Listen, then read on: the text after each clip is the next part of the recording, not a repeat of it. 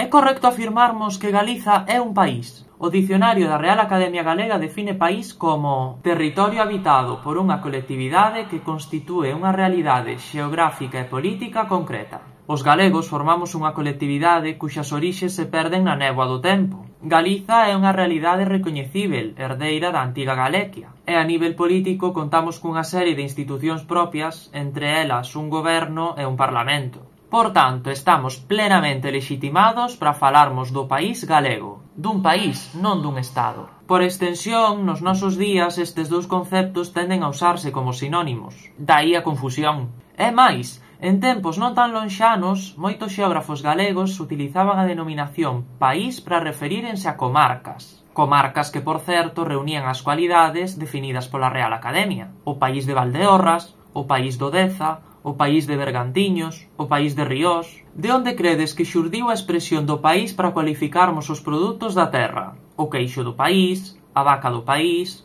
o viño do país. Somos un país de países.